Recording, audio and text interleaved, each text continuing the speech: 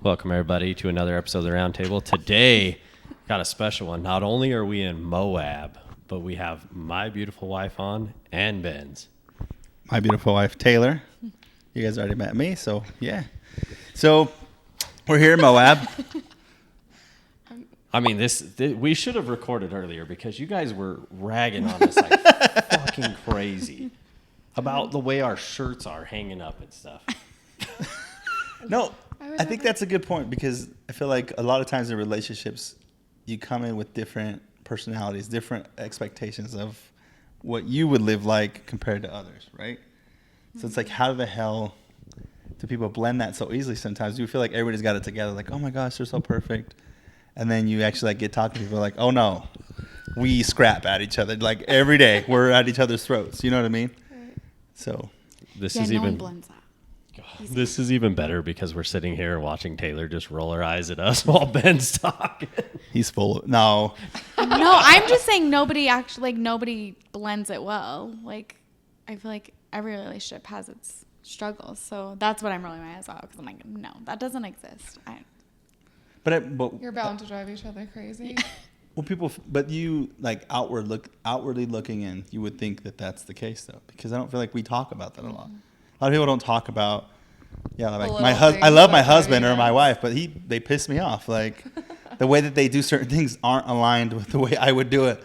You know what I mean? Yeah, I feel like most of that is fucking flying. I feel like most of that is they don't want to sound like they're talking shit on their spouse, but I think it really depends on how you're talking about them. Like, hey, this irritates me versus you're just behind their back like, man, this lady's just such a fucking bit, like going off. There's a huge difference. But if you're just like, dude, it drives me nuts that she puts her shoes in every room of the house. but doesn't pick them up. Houses. You got multiple shoes in every room. No, I'm just kidding. It used to be that way. She's gotten a lot better. Well, I think the thing too is that sometimes people, like it's the association that you have, right? Too. Like if you go to work and all for your friends are talking ish about your wife, and even for you girls, like I'm sure that when you used to go to the office, and you do too, but like you would like go into the office and some women are like ragging on their husbands. I feel like it's like this perpetual cycle of you guys, like people just around all the guys or around all the girls, and they're like, my gosh, my husband's such a blah, blah, blah, or my wife, so she's always nagging on me to pick up my... But I can say, like, a lot of the, I guess... Drinking fountain talk. I think that's something. Is that what they call it? No, it's water fountain. Water fountain talk. Something like that. Something I've along never heard those that lines. saying Yeah. before. Oh. Yeah, where they will all go... Because he used to have the water station and go and get the water, and they'd all just sit and talk BS. But, I don't know. I personally have a really hard time talking anything negative on her, whether it's in therapy, at work, with her. I mean, I have a really hard time because there's obviously things that irritate me, but... No, I'm perfect. I mean, pretty damn close. There's obviously things that irritate me, but nothing is crazy enough that I feel like I have to, like, outwardly complain to somebody in such a negative manner, I guess. Honestly, I feel like I'll talk crap, but then somebody else will say all the things that their husband does, and I'll be like, never mind, mine's not that bad. That's a true statement. I mean, I've heard that more than once come out of her mouth, that she's like, yeah, this person was talking about this, and I just kept thinking, like, never mind. Yeah, damn. I guess I'm pretty lucky. Like, he does do a lot for me. Well, I think I've heard that. It's like if everybody put their crap in the center, like you grab your crap. Not saying not saying your partner's crap, but like, the things that you see in your life or the struggles that you go through, like you'd be like, I'll take mine back. Yeah, never mind. I'm cool with that. Not so bad. All right, so this is for Taylor. What, over the course of Ben's transformation and the time you've been with him, what's the one thing you could say is that you're most proud of that he has changed or is still working on changing in the process of all this? I don't know. I think what's really cool about Ben is like when he says he's going to change something, like I know he's going to do it. I mean, there's things that I think like him, what's really big for me, this is a vulnerability part on both our part, but is that there was a point where he was drinking a lot and we had some fights. about it. And, you know, it was kind of like, if you don't stop, like, I'm not going to be able to continue the relationship, because it was not going in a good place. We're headed into a good place. So for him to, like, I mean, he still drinks sometimes, but really not barely at all. Like, I probably drink more than you, and we both of us, neither of us really drink. Let's be clear, Taylor gets faded with one drink, so Excuse me, about this much of a drink. We got margaritas and we were like a quarter of the way through it, and her and I were like, Yeah, we were turned. I do love that, because I looked over, Taylor's faded, I looked over, so Yeah, we're all on the same. we're all like red, and And me and you were like, all right, let's just deal with this. we're a cheap But- date. Hey, that's great. You know, we actually honestly talked about that, I think, Last one or week. two episodes week. ago. If not, you know, it's not. I've heard it, but I was going to say, he has not been shy about Yeah. where his faults were. And I was just curious where. I've heard it, but it, like, also makes me feel like I don't want to seem like I'm, ragging No, on I him. mean, it- but Putting him in a negative light. or yeah, something. but, you know, it at that point, it was just not. It was a negative thing. Yeah, for sure. But he, you know, told me that he would stop, and he did. And even though he drinks sometimes, like, he never drinks to the point that he did before, and made the decisions that got us in, you know, a negative place. So I think that I mean, I hear a lot of people complaining about their spouses drinking, or somebody in their life, and I just don't usually hear about them stopping the way that you did, because you just, like, one day to the next you stopped. And so and I feel like you can do that with a lot of things. Like, if you make the decision you're gonna stop or start doing something, like, you do it. And I think that's really cool, because I don't see that in a lot of people. I love that. Thanks. So what about you, Ben? Same question, just different. So what obviously, can to I? her. What's the one thing you're the most proud of with I think- Taylor over the course of the I think years? it's easy for me. I think it's the ability to be able to, like, just continue life, even though everything, like the odds were stacked against you. Even though, like, maybe outside looking in, it might not look that way to some people, but we actually get to hear her story and kind of go into some of the things that she had to go through to be where she was, and I even, like, some parts, like, I've dealt with, and I won't go into the story because that's for just, like, that one-on-one topic that we want to cover eventually, but her being able to, like, actually still be a good person and not look at life like it's horrible, you know what I mean, and just quit life and just be like, oh, this is, like, the amount of strength that takes for somebody to still push through and be a good person and actually care for people and have a big heart. It'd be easy to just get ice cold and just be like, you know what, F the world, like, F everybody, I'm not trusting nobody, like, and I'm just on my own.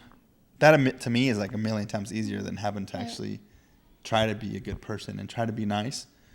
So I feel like that's one of her biggest strengths. And sometimes it's hard to, they say, like, I wish, and I've told her this, I wish that she could see herself through my eyes. I say You know that what I all mean? I say that all the time to her. Because the All things the that time. I see, I think I'd like, be a narcissist if I saw myself in his eyes. the things that I see in her, like, and sometimes it takes me to, like, explain those things, right? Like, that those things happen and you're still a good person. Like that, like, you need to see it this way. And sometimes she gets it, but it's to me, it's that, like, for sure. So I'm going to point it back at you. But, well, let's start with Soph, because I know you're going to go crazy. You're gonna go. I mean, he He has a list already. That, Yeah, we've already gone over some of mine. But I want to hear, like, because I know you started your transformation before he did. So you had, like, not saying you were alone, even though you did say something. No. Hey, not fucking bring this shit back up. No, I'm just joking. But no, like, you had to start that, and then it was up to him to make that choice. So what, like, in general, like, yeah, what have you appreciated the most from him? And, you could say, like, that's my boo. You're on the spot. Yeah, I know. I think I admire his willingness to see his flaws and work on them. I think, especially over the last couple of years, he has really done a lot of work at looking at himself and the things that he wants to change. And he's actively tried to change those things. And that's like by going to therapy and implementing different things, or even like if he has a moment where he does get a little out of hand, like he's so much quicker to realizing that he's like had that, and he's so much quicker to fix it. Whereas I think before he was so stuck on like defending himself rather than taking the accountability. And so I think that's been really cool to see him take that accountability and want to be better as a father or a husband or all of the things. Do you feel like it's easy or for you to see those things now that you've gone through a transformation? Do you, like, because I feel like I wasn't aware of sometimes a lot of things that she was doing in our life until I started like trying to really grow on myself. Yeah, I think my transformation was really hard on our relationship because I think that my tolerance for things was so low when my self-esteem was low. And when I worked on myself and like my belief in my own self-worth changed, I just didn't have the tolerance for some of the things anymore. And I was like, oh, actually, this isn't acceptable. I don't like the way that this is. And I need things to be different. So I don't know that it's so much that like he ever changed. It's just that like my tolerance for what I thought was acceptable changed.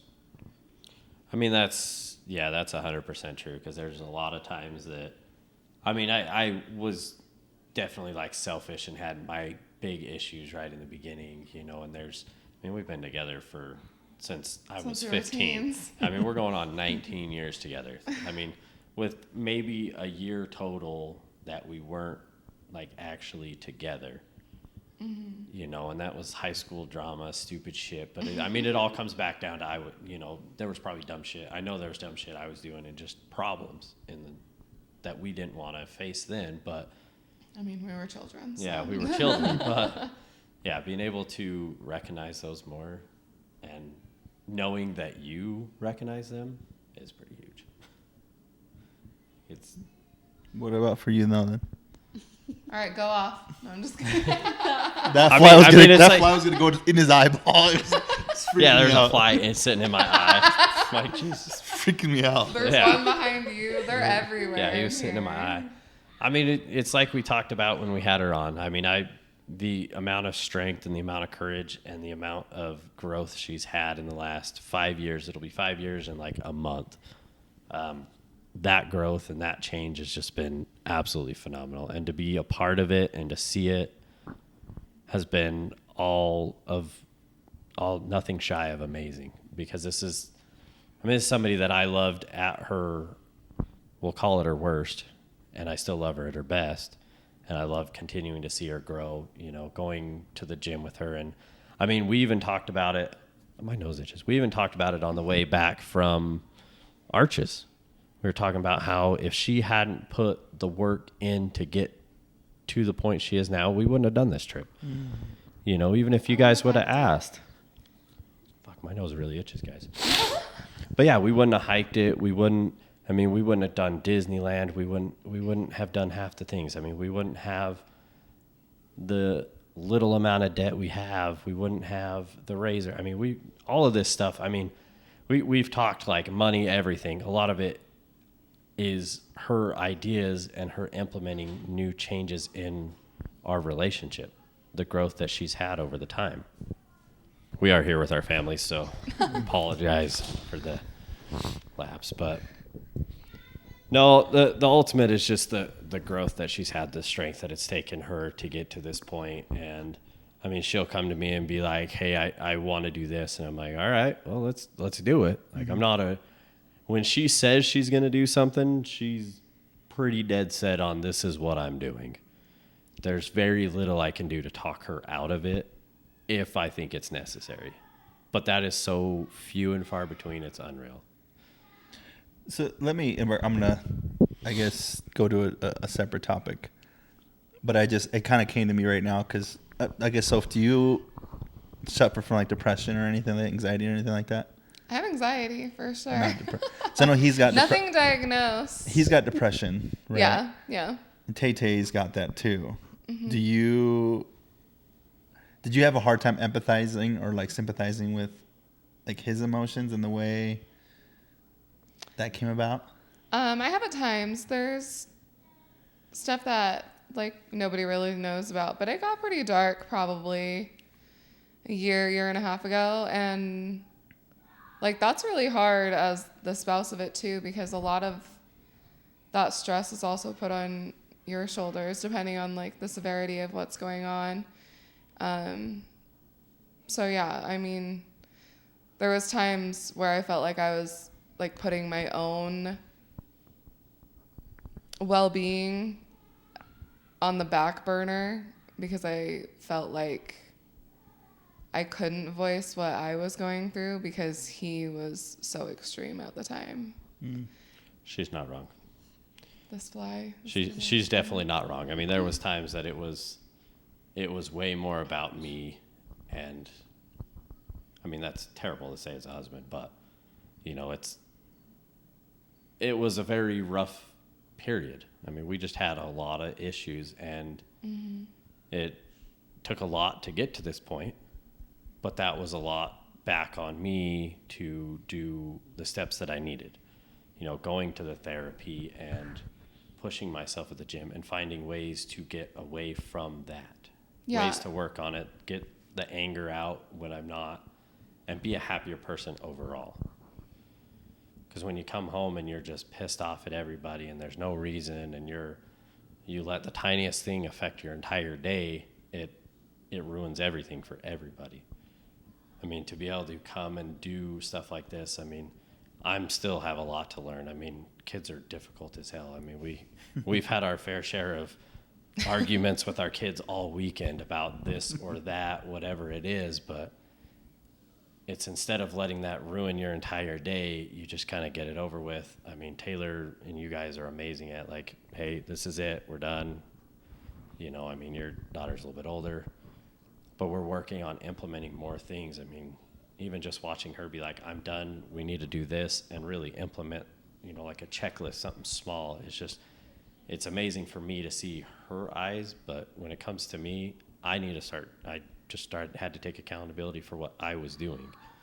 Had to go and say, look, this is my fault for this, and this. Like she said, it's taken a lot, but there's points that I'll go up to her and be like, look, you're right. I shouldn't have acted that way. I'm sorry. And most of the time it's nothing too major and we can move on, but sometimes it takes her a little bit longer to move on, which, I mean, I don't blame her. I mean, I'm a lot to deal with, so. But yeah, That makes sense. What's babe, what's something that you feel like you can be proud of yourself for this like year? This year? Yeah, just that you can look back and like say like, there's a lot of things I can say. I think it's important, like kind of what Sophie says, like that self-awareness of like, that you could tell somebody like what somebody was listening to, like, okay, well, like, this is important because I've worked on it or I'm aware of it or whatever. is it fun being put on the spot? No.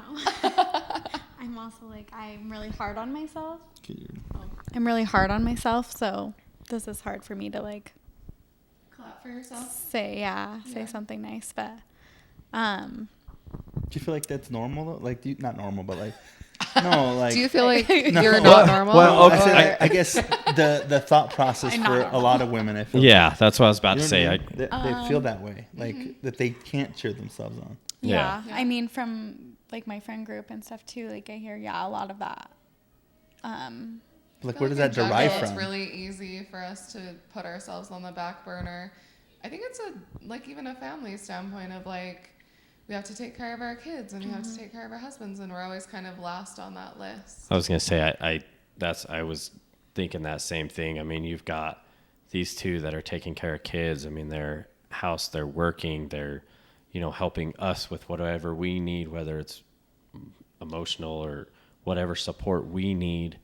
And as much as we try to turn around and say, no, it's our turn to take care of this, they're still putting themselves back to make sure the kid has what they need, or make sure. Maybe it's also our control.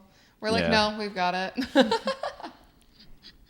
But I feel like it, as a guy, I feel like it's hard for a girl to say that. But I mean, what have you accomplished here? Like we know you guys moved. That was a big accomplishment. You were able to get something more suited to the way you want to live to help you guys continue to grow and progress and move forward.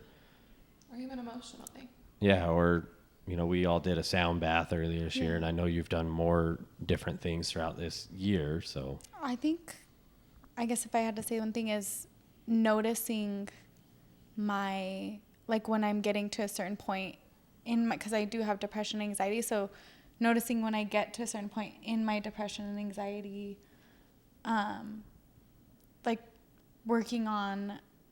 focusing on what I need to do to bring myself back to a better place. So the other day when I really just I hear people with depression always saying oh, I don't even want to get out of bed and all this stuff, which I don't feel like I usually feel that way. I just get up and do what I need to do. But the other day I felt like I did not want to get out of bed, and I had a lot of stuff on my list, and I completed something, but then I'd go lay on the couch and be I just don't feel like I can do it today. I was just I think there's just been so much going on. I'm so overwhelmed that I just got to a point where I couldn't get yourself out of it. I was about to ask you, because somebody that suffers the same thing, depression and anxiety, when there's so much on my plate, there's a lot of times, and it sounds like you're the same, that it gets to the point that list is so big that you just shut down, and I've done it where I'm just I'm just not gonna do any of it. I'm just gonna go lay on the couch or lay in bed. And hell, even packing for this trip, it felt like I had so much, and I told her, I feel like I have so much, but yet I know I have so little. And ultimately I didn't have a whole lot. I could have packed way more snacks. You guys made us look ridiculous with the amount of snacks we didn't bring, but ultimately it's we got pretty much everything we need. And like we all talked about, at the end of the day, we've stopped at the grocery store. Daughter forgot her swimsuit. We were able to find one of those. We could take them to the pool yesterday. So we're if we forget some, it's not a big deal. But is that something that happens to you too, where you're just I can't do it. There's too much right now, and I'm just going to kind of shut down? I feel like I don't do that necessarily as much as I just push and push and push and push until I feel like I'm breaking. Yeah, I push, and she's no, I'm gonna do it until I have a breakdown. But then I'm literally, but then I'm so the other day when I had that feeling, I just told Ben, I'm exhausted. I'm just so exhausted. I feel like I just don't know what to do to go on about with everything, because I do push myself, which I don't think is necessarily a good thing. Which is why, that day I did have an appointment, a therapy appointment, and some other things that I had to go to and do. But I still, I made sure that when I came home, I did even though I had a long list, I went through my list and I was like, hey, well, what do I not, what can I not have to do today? What can I put off till tomorrow or a little longer? And then I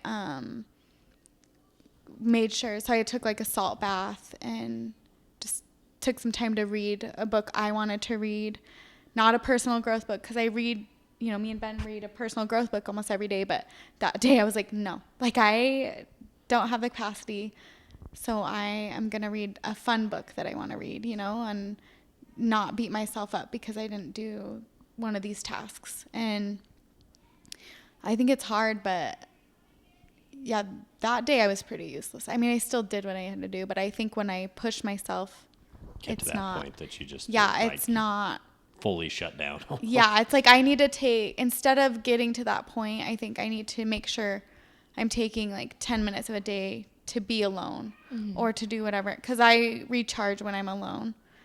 People think I'm extroverted. Everyone's yeah, you're an extrovert, and I'm not intrinsically, like I'm an introvert. Like if you I look don't at think all that you're the, an extrovert, but I know you. like everyone at work says that, like everyone, you know, so I'm just like, well, The hard thing at work though is you have to be the extrovert. Yeah. You're especially Right. your job. You have to. I mean, for me, I don't have to.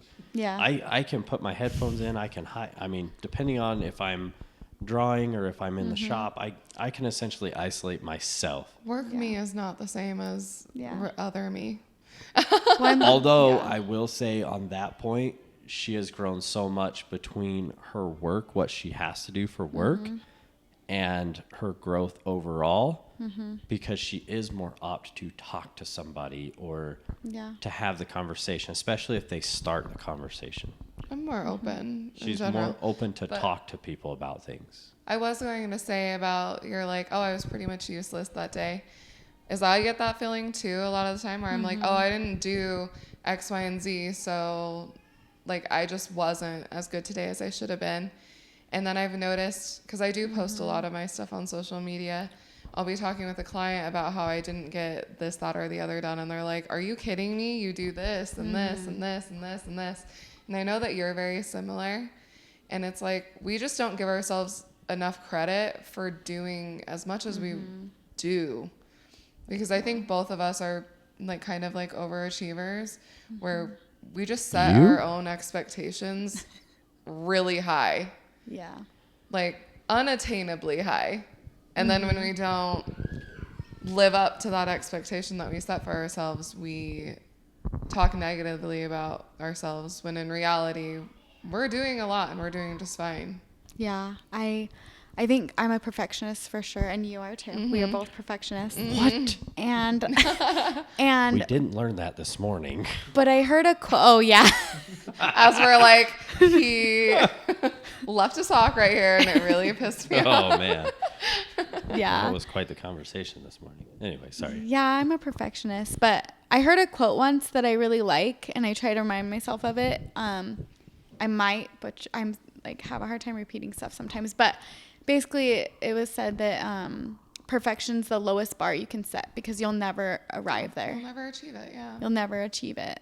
So I mean, that's something. it's not a high bar like people think. Like it's the lowest because. Well, and I've heard other, like, not influencers. What do you call them? Like, I think, just powerful people in this world. yeah, People that like have a people big that voice. are really successful talk about perfection as well. And a lot of them are like, that's really just something that tries to hold you back because you're afraid of whatever it is that you're capable of achieving.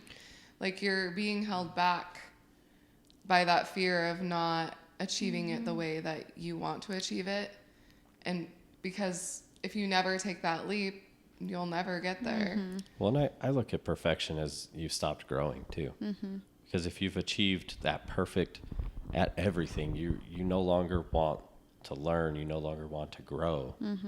So I'm okay not being 100% perfect at something as long as I'm continuing to learn and grow while I'm doing it. Because there's always something, and there's always something to learn. Yeah. I mean, there's different people, like even just the industry I'm in. Somebody might do something just slightly different or make something so that our workload is just that much easier or whatever. But if I'm not willing to take and listen to that person and learn why they do it that way because it works for them, I'm not going to be able to decide if that's a smart way. And I'm like, no, my way is perfect. No, the farthest thing from that. And that's okay with me because I'm always learning during the process of it. I think a lot of us get stuck on how other people will view us if we don't do well at something. Well, that's so I'm reading this book and it talks about ego. Yes. And I started like my biggest thing is ego. Like we've talked about it Yep. on our podcast a million times, but I think a lot of it is that you're not afraid to fail. You're afraid to show other people that you failed. Exactly. Right. So you're Like, I don't want this person Yeah. to see that I didn't succeed at this. Yeah. So I'm just going to not I'd do it. rather just not even do it. I'd rather not even put it out there. But it's like But it's then actually you'll never achieve anything. the biggest reward is those. Is why Right. it's important to share the failures and the things that you did wrong, we talk a lot about it on our podcast, so that about that, the stuff that we're not great at, but that we worked at or we're continuously working at, because that's the thing that people miss. That's the thing people don't want to talk about. And then you feel like these levels of success are so unattainable, which is completely lies. They just worked on it for 10 years. Yeah, exactly. And How you many worked on it times for did a they year. fail? Yeah. I was gonna say you see a lot of them, and that's part of why we started this, is so that the growth throughout the whole process. I mean, would have been nice. I mean, I would have loved to have recordings from when I was at my worst, because it was bad, but to see the growth and the progress through these changes that we're all implementing and making, because you look at some of these, the influential people that we listen to and stuff, most of them talk about now. Not many of them talk about the previous. I mean, there's a handful that will, but it makes everybody think that they need to achieve, that it's A to Z, like in a year, a week, a month, when it's, these guys take 10, 20 years to get where they're at. So it brings this people, it's that image. It's that The instant media. gratification. Yeah. That's the thing. And we hear that a lot in our organization. It's people want the quick thing, but then they don't. They also don't. They don't know what they want. Like they kind of want it fast, but then they don't want to put the work in for it. And you can think of anything, fitness. And we talked about this yesterday. Yeah. There's like, choose your topic, and people want to take the shortcut, but then you're like, well, this is kind of what you have to do. That doesn't work. Never mind. I don't want to do that. You don't want it bad enough. Right. It's like, what? Like, it does. You just need to change your mindset and do something a little different. Well, we've talked too that, and I don't know if you girls feel this, but sometimes when it gets to that point, we've worked so hard to get here that the hard work is the fun work. It's almost more enjoyable doing the harder things and the delayed gratification things. I mean, it's taken me 4 years to really get the fitness dialed in, right, and the food. Well, once I started eating the food more accurately and drinking the water more accurately, I'm seeing a lot more results. I'm enjoying what I see way more often. I went from somebody that would wear T-shirts and stuff to the gym just to feel like he's covered up. Now I'm the douche that my nipple pops out every freaking time I turn around. But it's like, but I feel really good in those tank tops and the way bet that wind flow that your nipple catches at the gym. I it bet feels you feel great. really good. It feels great. And you see the hairs floating. You're weirdo. No. What about you, Ben? What's something you can say you're proud that you've accomplished this year? I think for me, it's like, I know that there's a lot of other stuff, but like buying the house. And we talked about this the other day. I think I've been through so much like financial stuff. And finances are important, but at the same time, it's like, we've been together, gosh, almost 8 years now, no? Total? So when we got our first house, like, it was just on her name, on her income, because I had, like, credit was shot, right? So I just, like, actually signing on the dotted line, like, Having your name was on a it. big win. And I know it's like, some people are like, oh, you just signed 7,000 times. You know what I mean? Like, you could have done that, but it's like, no, like, you don't understand. Like, Well, it's all perspective. 8 right? years ago, Exactly.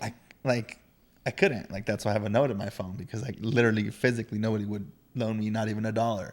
Right. So it's as somebody that's bought 2 houses, I mean, it's a huge accomplishment. I mean, at the age we bought our first house, everybody's like, wow, you're buying it. Yeah, why not? Like, and then when we bought the next one, everybody's like, oh, that's a big step up. And it would have been, again, a step up, but I mean, things didn't work out, but it's the same thing. Like, and I'm sure Taylor can attest to that. Like, signing on the first one, she's like, wow, I just bought a house myself. And now she's like, I just bought a house with my man. Like, we just bought something that we're proud of. Right. So. Yeah, I think that was the biggest thing this year, and or just in general. And I think it just is taking time to, because I feel like I could have quit a long time ago and just be like, you know what, whatever, we'll just mosey on, live in our house. And we kind of talked about that, right? Just like living in that comfort zone and complacency of like, we're okay. But I feel like as a couple, we have so much more that I know we can accomplish. That's why when I tell you, we've talked about, I'm like, you need to put a plan together. Like, you guys need to like do this and that, because I feel like a lot of times like, I mean, you just need each other. Like, you need that complement of each other. Like, the strengths that she has, I don't have. I'm not a good planner.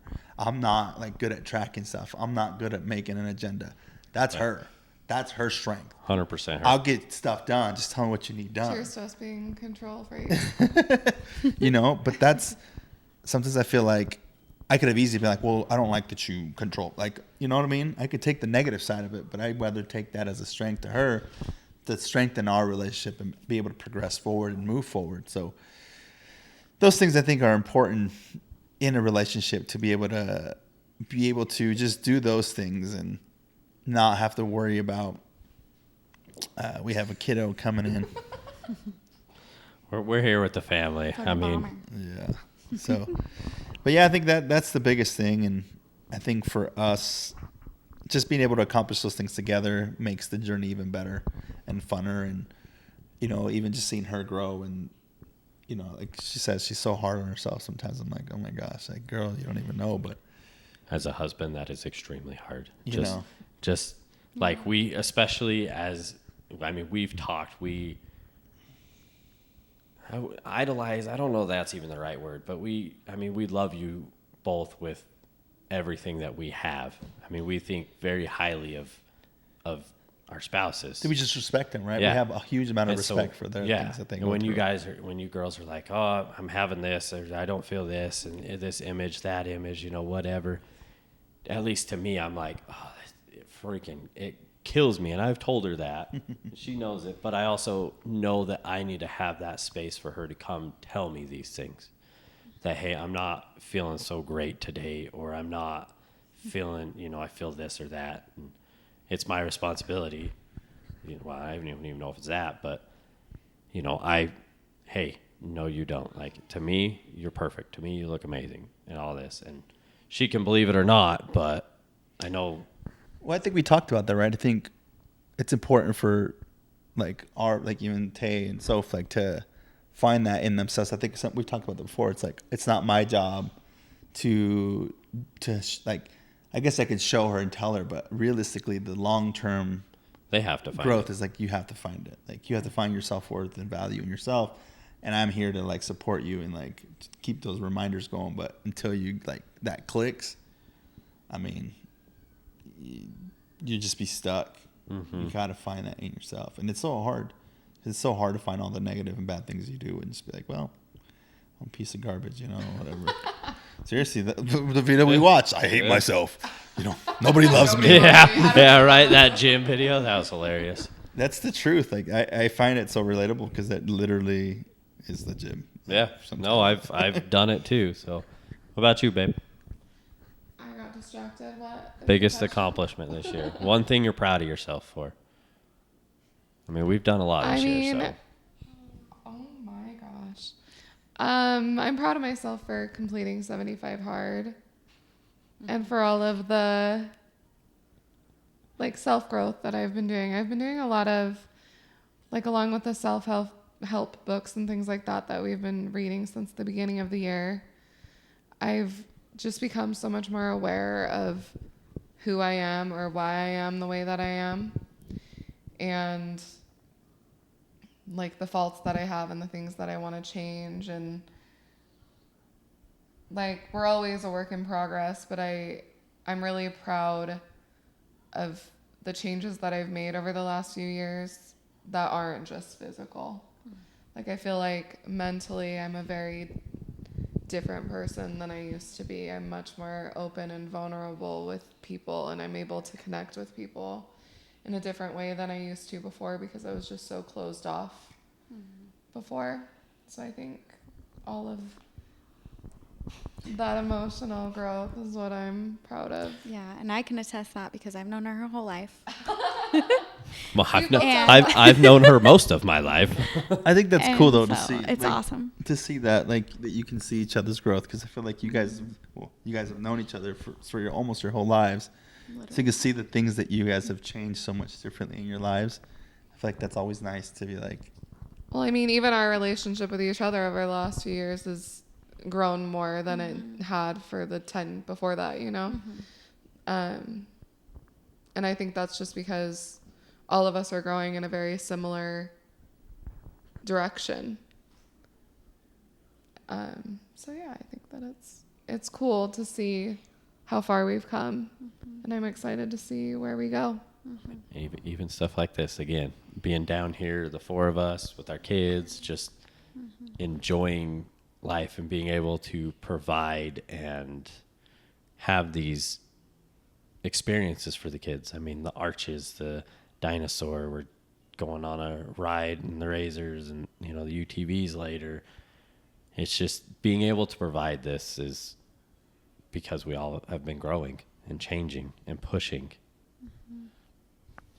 Yeah, I feel that. I'm so glad that we can give our kids these experiences, like getting out and seeing different things, and also just making memories with each other. Like they're having so much fun in there, and it's so fun to see, and it's just I think it's priceless to be able to travel and like give your children different perspectives and to see different things of the world, and it's just fun. Well, it's too. I mean, the two of you grew up camping. That was most of it, and it was. Sorry, now my daughter's head's out of my way, but it was mostly to like the same areas, which isn't a bad thing. I mean, you guys had some amazing memories throughout the years camping at the different areas and stuff, but for me, at least lately, it's been better. Once the camp trailer was totaled and gone, it honestly felt, and we went on our first trip to Disneyland, it really changed my perspective on how I want to do things, how I want to be able to provide the experiences for them. Because they love camping. I mean, they still talk about it. They want us to get another trailer, but at this point, we're just like stuff like this, like where we can take them to Moab and do different experiences, or Canab or Disneyland, different things like that. We're like, this is where we both align really well with the goals that we want to be able to provide this stuff for our family. Well, I think it's just that we're all shaped by our childhoods, right? So not that I didn't love camping, but like I've always wanted to see the world. And so I'm like, for my kids, I want them to experience something new and something different every year, because I didn't get that. Like my entire childhood, I like had only been on a plane once, and that was to see my brother graduate from college. Like we weren't going on plane rides or anything like that when I was growing up. And so for me, I'm like, I want my kids to see the ocean before they're adults. And so it's just a priority to me, wasn't a priority to my parents. I mean, it's true. So I mean, kids will be shaped a little bit different. I mean, even me, the first time I was on a plane, I was in trouble. Like being flown to Arizona because I was doing stupid ass shit at like 17 or something. Like Stealing to go, ratchet straps from Walmart. doing some really Sophie's dumb like, shit. It was. But and that's the first time I was on a plane. I mean, we would drive if we were going somewhere, but same thing, it was always the same places. So it's amazing to be able to provide this, to have my kids be on a plane so young and give them Disneyland and give them stuff like this and different trips and, the memories that they can actually hold on to a little bit longer.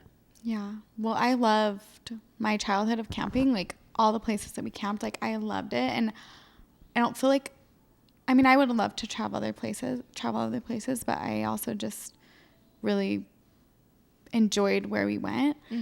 But then now, as I'm older, I'm like, because I always was like, I want to give my kids like the same experience, but you can't. No. Because everything changes. Yeah. And it's not the same experience.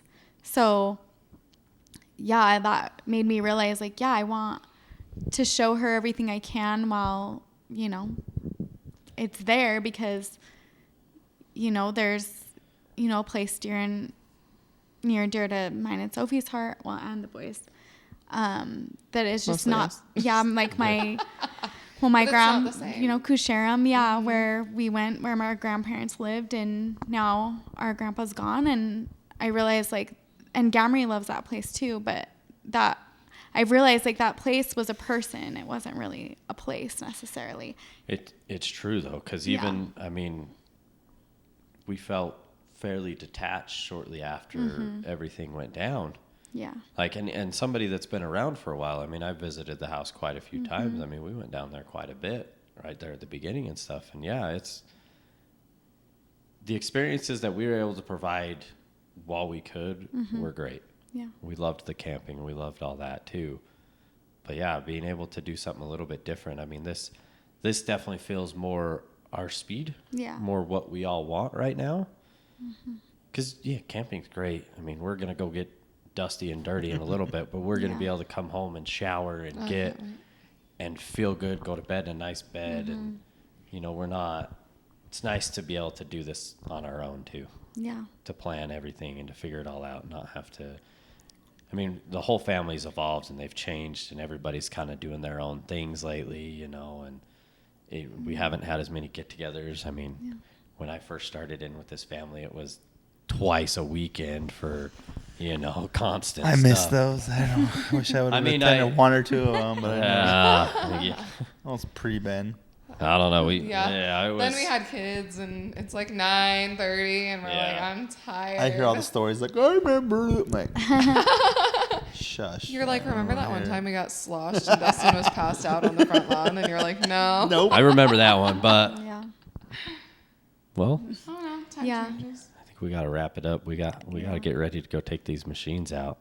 I get some dinner on the way. So. I appreciate you. You're amazing.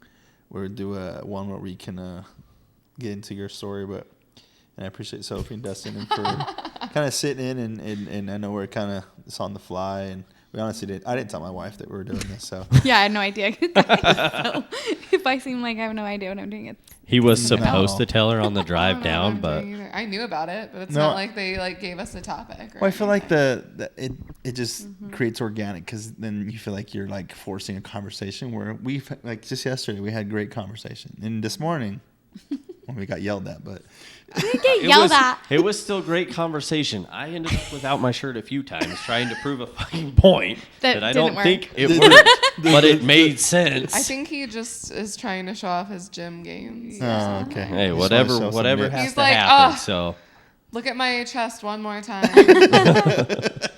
Hey, I'm probably gonna wear a tank top, so if you see my nipple, I'm sorry. Oh God. God, but no, I appreciate you guys, and we'll go have some fun, and to the kids, I love you, and love you guys too. So We out? we're out. We're out. Mic drop. See ya. Thank you guys. We appreciate you.